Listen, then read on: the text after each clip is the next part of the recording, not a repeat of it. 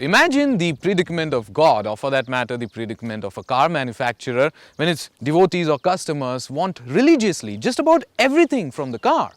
How do you please an audience that wants not just best of both the worlds but the best of the universe? Well, Ford EcoSport here seems to have the answer ready. This is the all-new Ford EcoSport. It's made a grand entry into the Indian market and it's under 4 meters. So that means it's friends with the Indian tax bulldogs. That means it enjoys the excise benefits, which means it's got a mouth-watering price tag attached to it.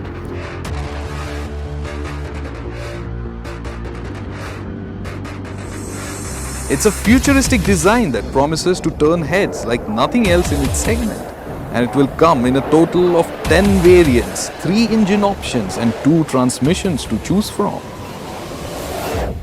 Now this one's a 1.5 litre diesel engine, but before we get into all that, let's first have a look at the interior ergonomics, which begins by facing the fact that the best part of SUVs is the ease with which you can get in and out. Now in the EcoSport, you just walk into the cabin without really having to crouch or duck, and that's a real good thing. Press the clutch pedal in, power button on, cranks up the engine, door gets closed, and the first thing that you notice is the front seat space for the occupants. It's really good. Now the seats are set high up, so there's a good visual angle of what's ahead of you on the road. And the seats also feel plush, which is helped by the amazing lateral support on the seat. Ample of headroom once again, and it is helped by the tilt steering, which is also telescopic. That is good. Lastly, comfort's added even more by the comfortable armrest between the 2 front seats.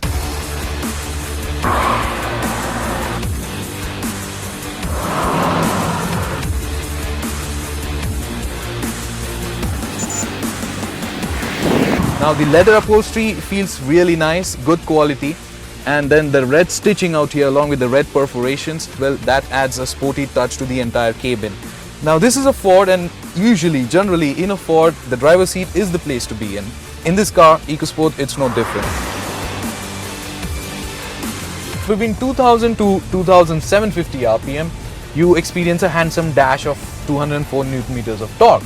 That renders this car absolutely drivable in city as well as on the highway, as the turbo lag is quite controlled. Power delivery after that is absolutely linear, so you don't really get the turbo hit, which I quite actually enjoyed in my Ford Figo. Gear shifts are really slick and positive, the clutch is light. The torque in lower RPM is quite adequate, so you're not really constantly slotting this car into first gear in bumper to bumper traffic. That's an advantage. And then overall, to summarize the drivability of this car, it will suffice to say that from speed breaker speeds right till 90 kmph, you can conveniently lug this car just in the second gear. Now those of you who come from Ford Figo or the classic Fiesta, well, the steering on the EcoSport is a whole lot different to that steering, as that one's hydraulic. The one on EcoSport is electrically assisted, and not just that, it also comes with some more technology that's supposed to filter out all the noise from the feedback. Does the EcoSport really feel like you're driving an SUV? And the answer is a slow no. It feels like a front-wheel driven hatchback. Everything's pretty direct in the EcoSport. There's no play in the steering, and if you find yourself approaching big bumps or potholes, you have to slow down, unlike in an SUV. The car's chassis roll is well in check, and the car doesn't really wallow around when you are driving it in your favorite ghat section. So on the whole, the Ford EcoSport is again typically Ford, a good handler.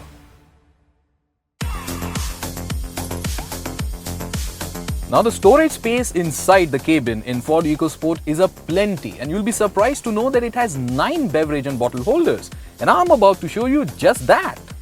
Alright, so the first bottle, this one goes right into my door pocket onto the right hand side.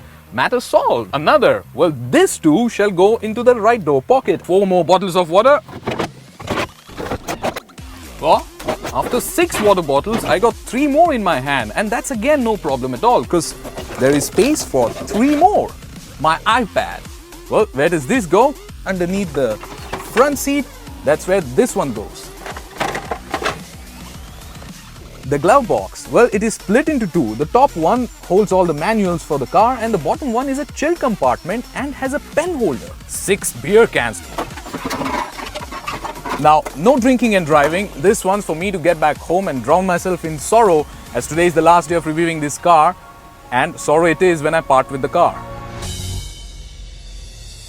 Now, It's a diesel engine, it's a rev-happy diesel engine, and so this car will do about 120 to 130 kilometers per hour very easily.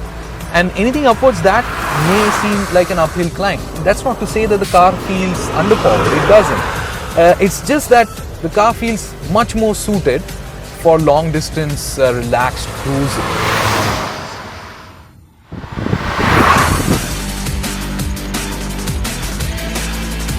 To me personally, the cabin's relatively silent for a diesel engine. It feels well insulated.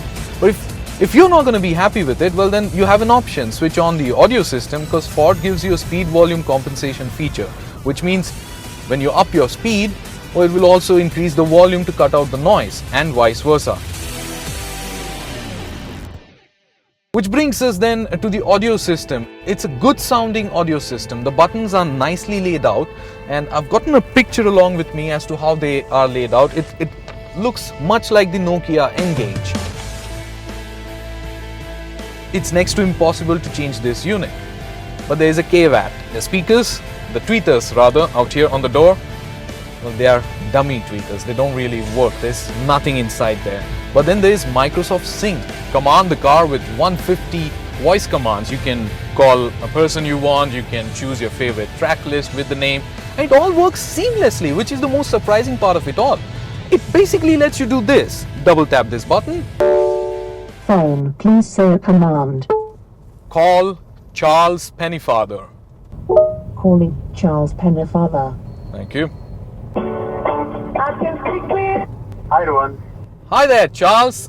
Guess what? I'm driving the new Ford EcoSport and you are not. Well, you just have to look into to start feeling really afraid. Oh yeah? What is it?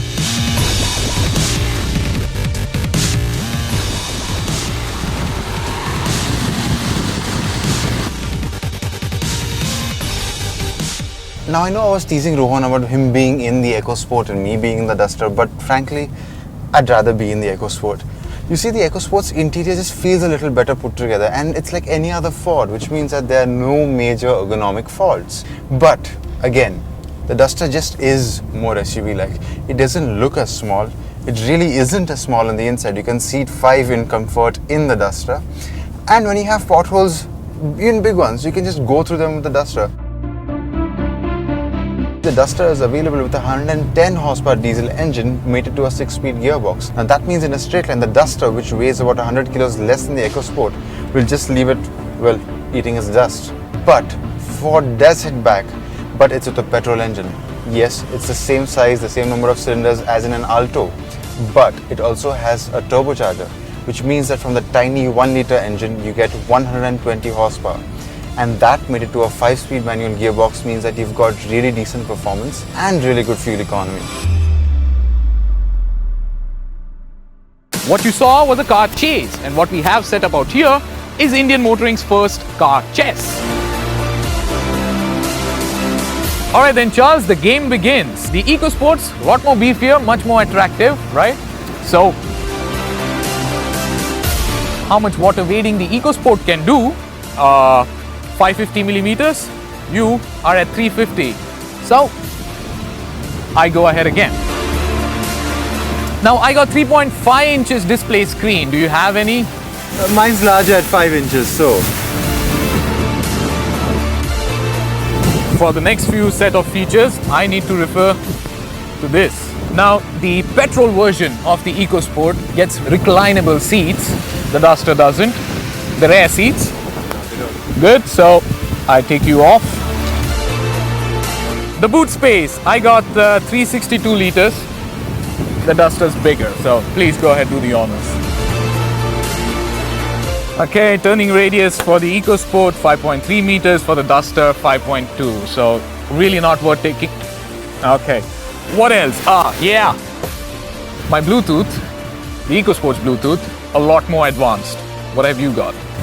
A simple Bluetooth system. Good, I take 3 of your pieces away for that. As you see, the Ford EcoSport has arrived at the battlefield with a much bigger army and better equipped. Now it's going to be an uphill battle for the Duster to go against the EcoSport, but I'm not saying that it may not win it. But then even after 100 plus battles, With an undermanned and under-equipped army, even the great conqueror Napoleon had to concede defeat at Waterloo. Ladies and gentlemen then, will the EcoSport be the Renault Duster's Waterloo?